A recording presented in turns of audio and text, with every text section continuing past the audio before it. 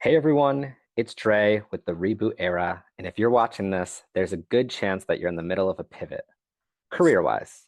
Maybe you just got laid off, maybe you're sick of feeling stuck, or hey, maybe you're just ready to start working for yourself instead of someone else.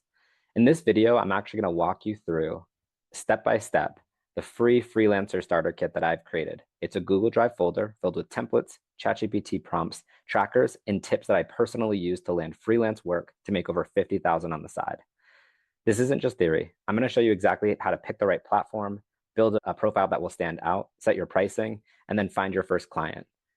Ideally, keeping your confidence high, even when it's pretty quiet. So let's get into it. As I said, my name is Dre. I started the Reboot Era, which is this YouTube channel, as well as TikTok, LinkedIn, Instagram, and YouTube Shorts coming soon. The reason was 10 days ago, I was actually laid off from my job for the first time ever in my career. It was about 8 years into my career, and this happened. I made a plan. The plan's not going to work anymore at this point. So I decided to pivot. And I realized quickly that there's a shortage of information, especially free information, for so many people out there who are unfortunately going through the exact same thing I am. I had 500 peers. I didn't know them all, but I did know about 20 people who are really heavily impacted in the same layoff wave that I was laid off. And then a few days later, Microsoft laid off thousands of employees. People are starving for information and processes and guidance that will work. And so I'm here just adding more content out there in the world to ideally help people. Everything that I'm trying to do is from a free standpoint. So I don't like to advertise for companies or anything, but if it costs money for you to do that, with this starter kit, that's again completely free. Ideally, what you're going to get from this video is we're going to walk through the 8 documents that I've created as well as the tracker. This is probably going to be one of my longer videos. Try to just grab some popcorn or grab a notepad and let's get started. So I'm going to first kind of share where the Google Doc or the Google Drive is. So I'm going to share my screen and we'll actually walk through what this looks like. The link will be down below in the description so you can follow along and click through this as well. It's going to be called the Reboot Era Freelance Starter Kit. So when you open this up, you're going to see 8 different documents as well as a tracker and a template. So let's just hop into this first one for now. What is freelancing? And this is where we're going to kick off. So freelancing is essentially the practice of offering your skills and your services to a client on a contract or a project basis, rather than working as a full-time employee. I'm not going to read through this whole thing because I think a lot of you are probably smart enough or intelligent enough to know what freelancing is. Examples of some freelancing that you can do is writing and editing, graphic and web design. Where I have my niche is project and program management. So really helping businesses get through and understand how to track things, how to document, how to communicate, give visibility to key stakeholders. There is this misconception that freelancing is the same as contracting consulting. And so I did break that down for everyone here. Freelancing is typically short term. It's going to be multiple clients and you're self-managing that. Contracting is going to be longer term assignments, usually one client at a time. Think an agency or a staffing firm probably found you. You can find contracting positions on LinkedIn as well as other job boards. But you're typically signing a contract that's saying, hey, I'll do this job for 6, 12, 18 months. And then once it's done, you're free to move on to something different. And then consulting is the best of both worlds. It's a strategic advisory work. You're often getting higher pay, and there's much higher expectations to be a consultant. And this, if you're consulting on your own, you're not consulting with a company like McKinsey or Bain. You probably have been working for 15, 20 years in your area, and you really can make business recommendations to key businesses that you're going to be working with. Reasons why you might be considering freelancing and hopping into something new is you were just laid off, like myself, or maybe you want a little side hustle. If you're already employed, freelancing is really great to diversify your income. It can also work to strengthen your skill set. And if you are looking to switch careers, this can also be a great avenue because if you went and got an MBA or you went and took some courses and got some certificates, this can be a really great way to dip your toe into an area before you fully leave your full-time job. I want to set some expectations for people because a lot of people here maybe see TikTok and the news and these great stories, and all of that is very much, it's built up a lot, to basically shine light on the successful cases, the 1%, but don't expect to make six figures tomorrow if you start this today. It's going to be slow at first, and it's going to take some time to really build trust and as well as get testimonials from any clients that you're working with. Not to mention, if you're working through a platform like Upwork or Freelancer, they're going to take a percentage of your pay. So you got to factor that in. But we're going to talk about what that means and how that can actually benefit you in the future. As for time, it's going to take you probably 2 to 6 weeks to really start building a profile, pitching to clients, finding clients, depending where you're looking. The first month is really about the momentum. You're going to want to try to be consistent. Don't worry about having a business name, sign up, and getting everything completed and having a logo and all these different aspects. Like, just worry about what you're offering to people, and that will be where you want to start. The mindset that you're going to have, this is a business. Don't think of this, oh, I just do this fun little thing on the side like a hobby. It's a business. Treat it like a business. Speak professionally, have professional communications with all the clients that you reach out to.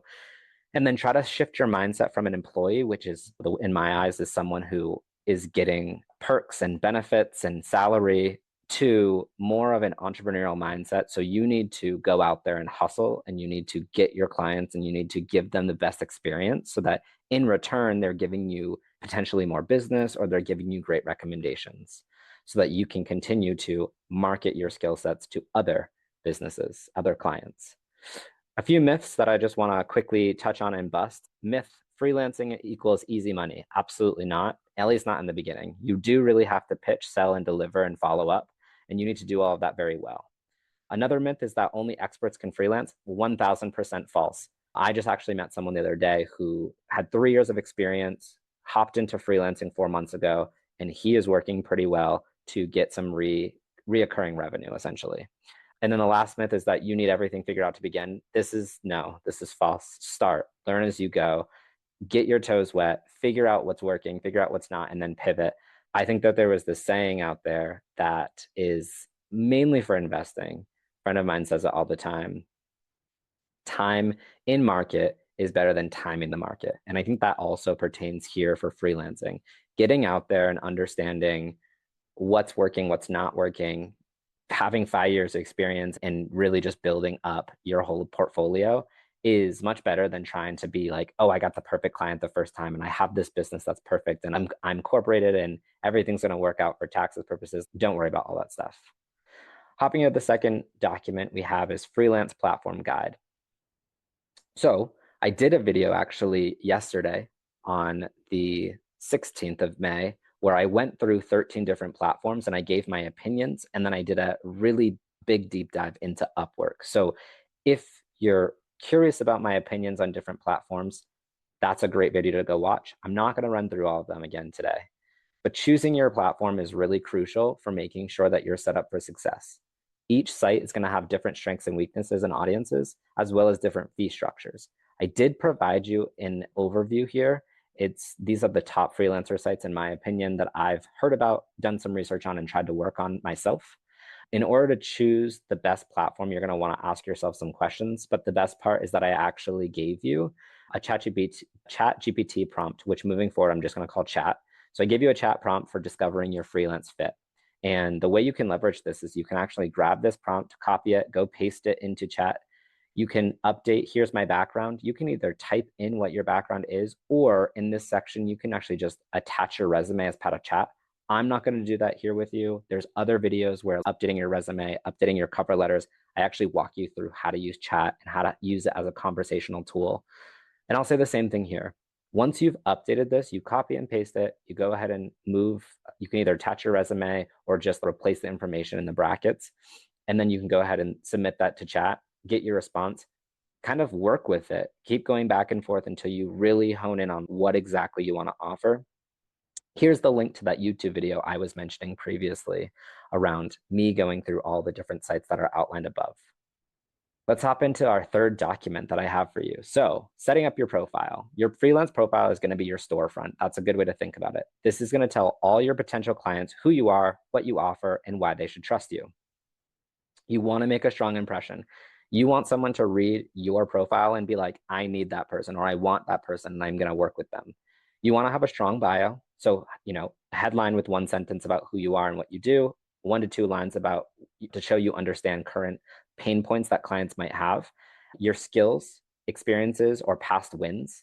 And then tone, you can do this super professionally. You can have it a little bit more friendly, something that's very easy to read. You want clients, ideally, the clients who you want to work with is who you want to gear this strong bio toward, because they're going to read it and they're going to say, hey, I really want to work with that person, and ideally reach out.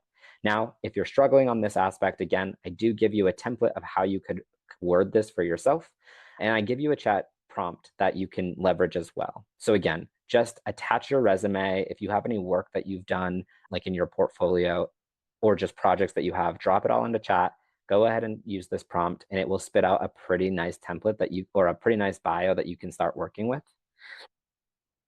Picking a niche and building a service list. So you want to start understanding like what skills do you already have? What industries have you worked in? Areas where you have the experience is probably a really great starting point for your niche.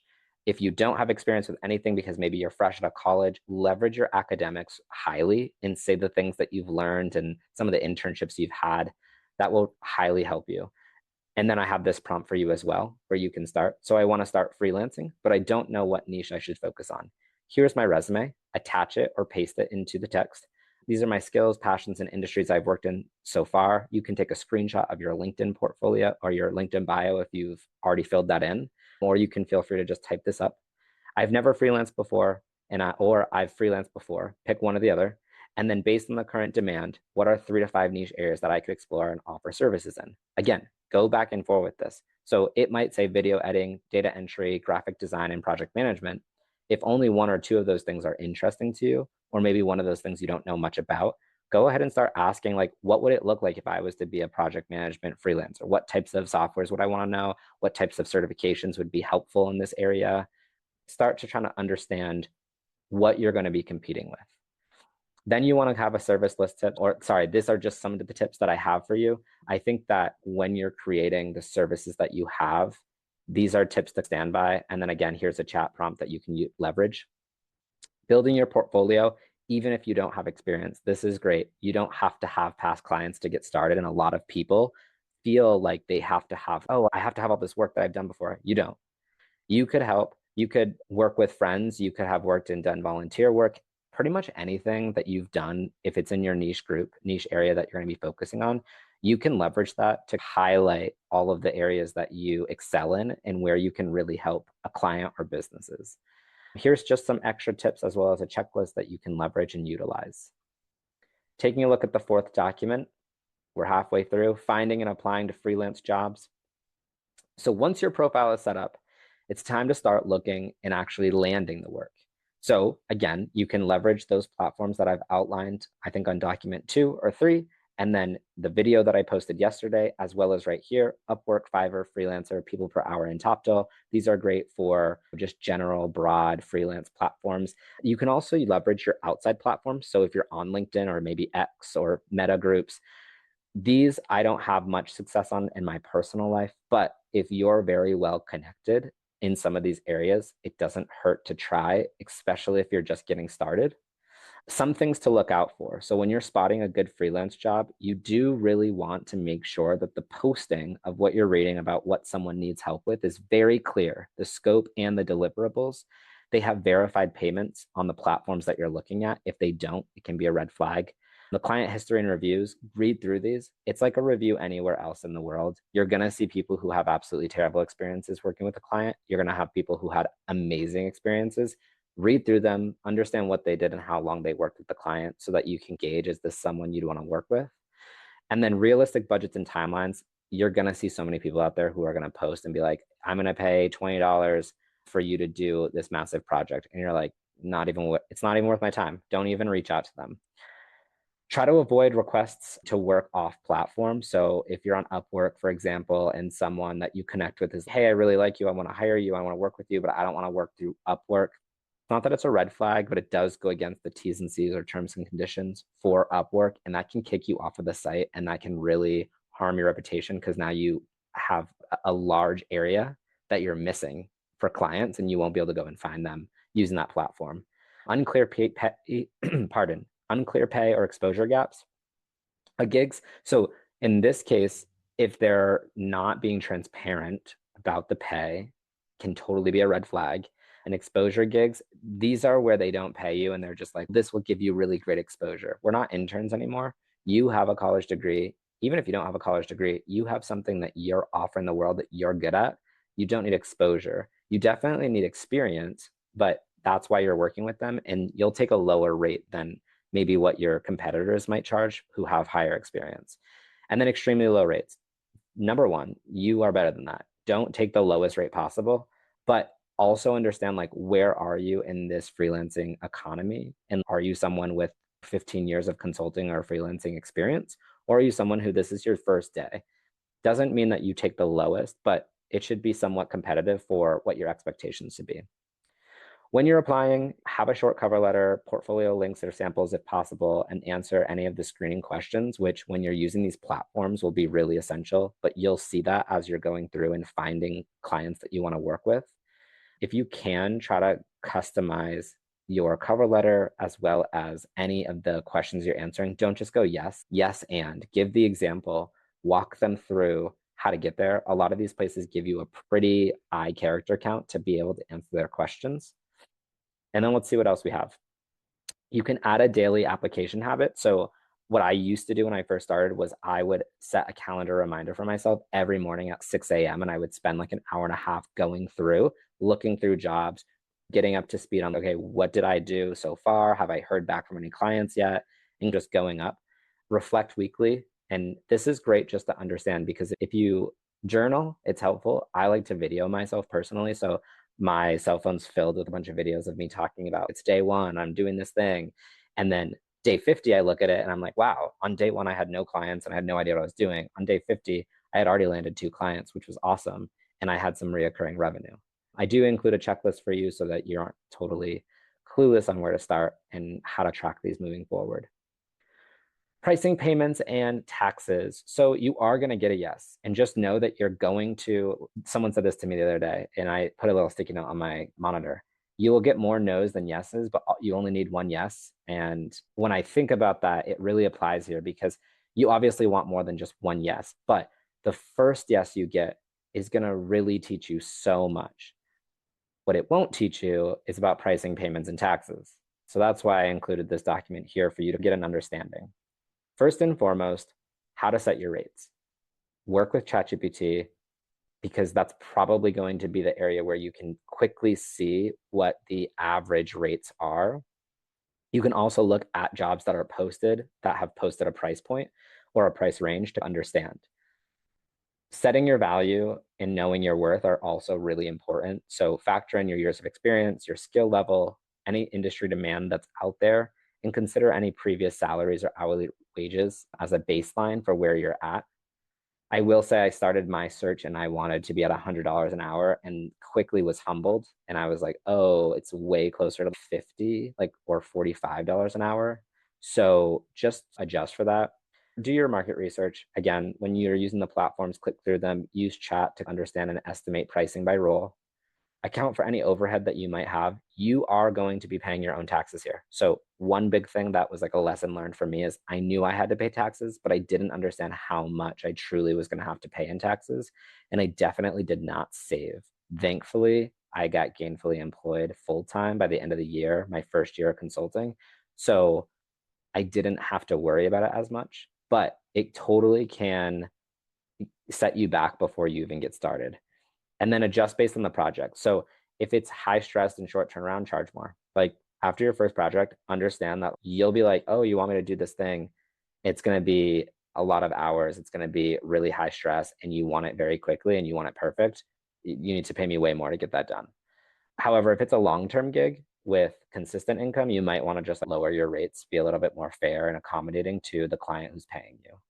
I do have a chat prompt for you to leverage that you can have a spit out of, okay, what is my worth? And also, what should I be charging? Negotiations also really important. I like to think about this as if you go in and you don't want to set a price target right away, totally fine. Because you can ask questions like if the budget's flexible when you're doing that first interview. And a big call out here is that when you find the first job that you're like applying to with a client, it's not this 7-round interview like you see at tech companies and other companies out there in different industries, it's going to be like 1, maximum 2 interviews, and they're probably going to be 30 minutes to an hour. So come prepared with a list of questions that you want to ask, everything from setting your time zone all the way through the pay and expectations around invoicing and all of those dirty questions that you'll come up with as you go through these. Come up with questions as you're reading through each of these documents as well. I didn't do that as an outline for you because everyone's questions are going to be a little bit different, but you'll get the gist of things that are important to you that you want to ask. As you're here, I do have a chat prompt for negotiating. You're probably not at that step yet, but when you get here, come back and watch this aspect and then leverage this prompt. Fixed versus hourly jobs, I gave you an outline of here's the fixed price and what their criteria are. Fixed prices are best for clear deliverables. The payment risk is going to be higher because they might undercharge you, or you might undercharge them if it's a fixed price.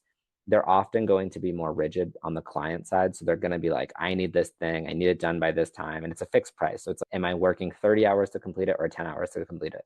It's hard to gauge. And then tracking, you're pretty much delivering something that's pretty simple to track. You're going to do 5 milestones. It's a fixed price. Hourly is my preference because it's ongoing. Typically, the scope's undefined, so you get to help define what that scope is to make sure that you're actually delivering what the client wants and what you're able to deliver. It's sometimes lower paid. I won't say all the time. And then the client expectations is flexible. These typically evolve in scope. So hourly rates tend to move you from what you thought was going to be 2 months of work, and they end up employing you for the next year with different projects. You do need to have a good time tracking log, though. You don't want to just guess and be like, oh, I think I did 30 hours this week on work. Like, you want to be able to say, this amount of time went to these projects or these resources that I was working on. Invoicing, taxes, and financial tools. This is honestly, for me, was the death of it. I didn't know anything about invoices going into my freelancing. There are tools out there, like when you're working on Upwork, they manage a lot of that, if not all of that for you. They don't do your taxes, but they do the invoicing, and they give you some financial tools that you can leverage. There is a freelance tracker template that I've linked. We are going to go over that at the end, but I did what I could to give you a tracker for 3 different aspects. Again, we'll get into it, but part of it is taxes, which leads me to taxes explained. So understanding your tax responsibilities as a freelancer is key to avoiding surprises at year end. So just understand that. You are self-employed, which means that you will be paying both income tax and self-employment tax, as well as any state taxes that you might have, depending on the state that you're living in. You are going to want to set aside at least, I always say 30, but if you want to run a lean machine, 25%. So 30% of your income should be set aside for taxes. Put this in an account that you literally don't know about, that you don't look at. Have it automatically go in there if you possibly can, and use a tax tool or hire a professional. I would say, because this is a write-off, you can hire a tax professional to make an estimate on what your taxes are going to be before the end of the current year you're in. Let me use fiscal year, or let me use actual year. So if it's 2025 and it's December, try to meet with a tax professional in December of 2025 to get an idea of where you're at. Because then however much you paid for that tax consultant in December is part of what you can write off when you submit your taxes between January and April. Also understand that typically you pay taxes quarterly rather than annually. So it's up to you on how you want to do it. But I will say sometimes you can get penalties if you owe more than like $1,000 at the end of the year that you have to pay in. Here's a tax write-off checklist. There's a few things to keep in mind: home office percentages, office supplies, free platform or freelance platform fees. This is where I was saying those fees that you might get for like buying connects on Upwork. Again, I wouldn't recommend it, but sometimes if that's where you're having success, you might want to, as well as that 15% flat rate that they're going to take out. Those are fees. You get that back as a write-off. Payment processing, you probably don't need to worry about today, especially if you're using a site. If you're not, clients typically have payment processing, and you just provide them your payment details for direct deposit or checks with a mailing address. And then you can have a business bank account. Honestly, if you're going to do this, I would do a free bank account like Lily or something. But just know that if you do that, Sometimes they have like minimums and stuff. If you have a free, easy checking account to use, it's probably better. Don't worry about having your business name on it. That's not going to be as important today. Once you've landed the gig, you're familiar with how you're going to get paid, all the terms and conditions of what's going into this. This is all about working with the clients. And this is probably, for being successful, going to be the most important document that you're going to want to save and go through deeply. Because navigating the freelance client relationship is a skill that's going to directly impact your success, not to mention can impact your mental health. So, communicating professionally. Every instance you possibly are going to have with a client, try to be as professional as possible. And I don't mean you have to speak with these large, superfluous words. Just hold yourself. Don't slouch over. Don't pick your nose while you're talking to them. Don't embody a first grader. Try to embody a working professional. This is your business. This is your reputation. Use the client's preferred platform. So if they like to communicate on Upwork, don't try to make it as convenient as it is for you. Try to make it convenient for them. Acknowledge messages quickly. Set all of those boundaries that you're going to have here. So if these are best practices that I've outlined, make sure you talk about this very early on once you've signed the contract or you've agreed to whatever the terms and conditions are for your client. I do have some example ChatGPT prompts that you can leverage. Those boundaries that you're going to set, again, defining the communication hours. Are you going to be available during Monday through Friday, Monday to Monday? What times and in what time zone are you available? This is so that in the future, they're never like, a client doesn't reach out and go, hey, I reached out to you 5 hours ago. Why didn't you get back to me? If you have holidays or vacation times you're taking off, be very transparent with them and upfront around what you have coming up and what they can expect from you. Setting reservation limits in your proposals. So set revision limits on your proposals. This was heavy. I will say in project management, I don't have this a lot, but I did see this a lot when they were doing more technical writing and copywriting stuff. Like, don't go through 10 rounds of edits. Try your best to keep that editing cycle very small. It will save you a lot of stress in the future. I do like to think of CYA here. If you've never heard of that, it's a corporate term for cover your ASS. The idea here is document everything. If you and a client are discussing something, even if it's like a future idea, future potential work, future scope, document it, save it for yourself, potentially send it in a follow-up email. If you're having weekly one-on-ones with your client or any type of regular cadenced meetings, record those calls, one for your own good, but also because you can leverage that recording or that transcript from the recording, plug it into ChatGPT, and you can get a very good write-up that you can share with the client around notes that you took. So during the meeting, you can really, pay attention to what's happening and partake. Again, here are some sample messages that you can use, as well as ChatGPT prompts for if you have questions or you want to set those boundaries and you want to document it. Handling scope creep and revisions and feedback. So scope creep absolutely happens. If you haven't heard of this term or you haven't never experienced before, freelancing is absolutely it's going to happen. I remember I had one gig where it started with me being just a project manager with we were making videos for a company, and it quickly turned into me taking on a director role, which I had never done before, and I was very out of depth. I will say that company and those people I was working with were amazing, and they made sure that I was very fairly compensated for what I was doing. But sometimes that can be a very awkward conversation. Any revisions that you have, again, we talked about this a little bit, like really make sure you just outline how many revisions you're willing to go through, and then feedback tips. If they give feedback, your client, and you should ask for feedback, don't take it personally. Some clients are going to be in a mood. Sometimes they're going to just say things. Sometimes they think they're being helpful and they're not. Ask for specific examples, restate what you heard before moving forward, and try to just keep your tone super positive and focused on the solutions. I can say I've run into situations with clients where I have been accused of things, and it's a very awkward and uncomfortable conversation. So just try to focus on the positive in these situations. We have 2 more documents before we hop into the template and for the tracker that I have. Document 7. This is largely going to be 6 months, 12 months out once you've had success when you're trying to scale your freelance business. Turning gigs into repeat business. This is super important when you think of your reoccurring revenue that you're going to get, and you think about the amount of income that you're trying to reach in a year or in 5 years, the important piece here is that when you do really well, and there's some tips here for client retention, the clients are probably going to want to work with you again. I've had clients who I worked on a team. So I was hired by a guy.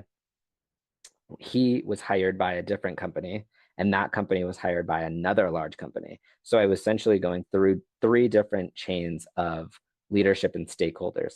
But the person who hired me and the company who hired him, they didn't really care for him as much, but they loved me. And so they actually personally called me and they asked me to join a different team and work on future projects. And I ended up having a relationship with them for quite a few months and got quite a few gigs. Not to mention, through that, you can meet other kind of colleagues or other freelancers that can really help you. But we'll talk about that next. When you are going to be delivering content to your clients, try to over deliver and deliver early. This doesn't mean deliver something that's crappy quickly. It means deliver something of quality quickly, and it will give you a really great first impression, but that will also set the bar very high for you moving forward. Try to be proactive. So if there's any suggestions or anything that you're thinking of, hey, we should do this, or I'm noticing this, don't wait to say something. Say it early, document it, follow up after the project, but also during the project. Make sure you're following up consistently, and then make it really easy to rehire you. That's giving them the correct contact information, being attentive, and responding quickly. Again, there are some mini scripts if you want to reach out to a client 30 days after a project's been completed, which is a pretty good time to touch base. Reach out to them and just ask them, like, hey, I had this idea, or we previously spoke about these things. Any idea for when you'll get that budget? And we can start working together again. Referrals, testimonials, and brand building. Ask for referrals. If they are willing, if a client's willing to like refer you to another client, that's amazing. You could ask them and say, hey, I'll give you a referral bonus. Maybe I'll give you 5% of whatever they're paying me. Like, some clients are down for that. I will say bigger businesses tend not to care so much about that. Testimonials and brand building. So if you ever can get feedback, ask for it constantly. If someone, let's say you're working with a client and they're like, wow, this was really great work, Dre, ask them, send them an email and say, hey, could you type up what you said? Or you type it up and you send it to them and say, hey, I'm just documenting the conversation that we had. You mentioned that these were really great things that you liked, and I'm observing this, and you think that I did amazing here. Because what will happen is when the project's done in 6 months or 12 months, you can reflect back and say, hey, I sent you an email every month. Can you go through those 12 emails and write me a outwardly public review so that I could ideally get hired by other clients in the future? This will really help you to build your brand as well, so that you can get an understanding. Building your brand is not just about reviews. You're going to want to make sure that you have a niche, you stick to it in your messaging, you're using consistent visuals, headshot, logo, font. Again, this is when you're scaling the business. Don't worry about this on day one or month 2 or month 6. This is going to be about a year out, if not longer. There's some prompts that I included for you here as well. And then you'll also start to question and run into this fun little place of like, when are you going to raise your rates? Or when are you going to leave your full-time job and do consulting or freelancing full-time? So raises, that's a little bit easier as you get projects under your belt. Maybe raise it a couple dollars, couple percentages every time you get a new client. As for when to leave and go full-time, for me, financially, I would say at least 6 months saved, because it feels good. And maybe you're in a really great year where you get 12 months of consistent work and consistent clients. But money problems happen with every company, layoffs happen. That's why I'm here. Sometimes it can get really rough and it will be very dry. And you want to be able to have savings that you can live off of during that time. So save 6 months. I would even save 12 months if possible.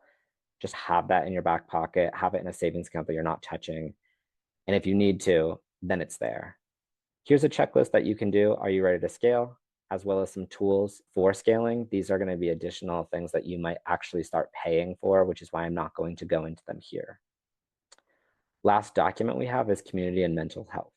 Freelancing does offer a lot of flexibility, but it comes with a lot of emotions, both highs and lows. And ideally, this guide helps walk you through how to avoid burnout, how to build a network of people that you can lean on in times where you're stressed or you're upset, or maybe you have a death in the family and you need some people.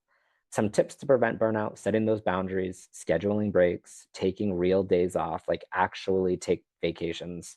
Say no if it's overcommitted. If you're overcommitted, don't add more to your plate. Try as much as you can to disconnect, whether that's in the afternoons or in the mornings or in the evenings, on the weekends. Yes, you're freelancing, but you do not need to have your phone or your computer on you at literally every moment of the day. Step away from the computer if you can, and your phone. Building connections with other freelancers. This one, it took me a little bit longer to recognize why this was important. It wasn't until I started actually doing like in person for 6 weeks or something freelancing gigs that I was like, wow, the power of this networking, building connections is so important for one, my mental health, but also for finding other gigs, because people who like working with you will try to bring you to other gigs they're working on. LinkedIn does totally help, but you can also find Reddit groups. There's some Slack groups out there that you can find, local meetups. Depending where you're at, there might be more. Bigger cities will have more. X or threads that are there, and then Discord servers. Those are all great places that you can look. When you're talking to your community and you're building these people and these connections, be vulnerable, be open. I wouldn't necessarily share payment information about like how much you received or anything like that, but you can talk about like the stress and bad bosses or bad clients that you've had. There's also some community groups out there that will host Zooms. So if you're not near a big connection base, you could try to meet people virtually. And then the last piece is around keeping your confidence high during slow seasons. It may feel daunting at first. Your first slow season is going to be like, wow, I was doing so well. And now I feel like, is it me? Like I have no clients. I'm not getting any income. I have no motivation.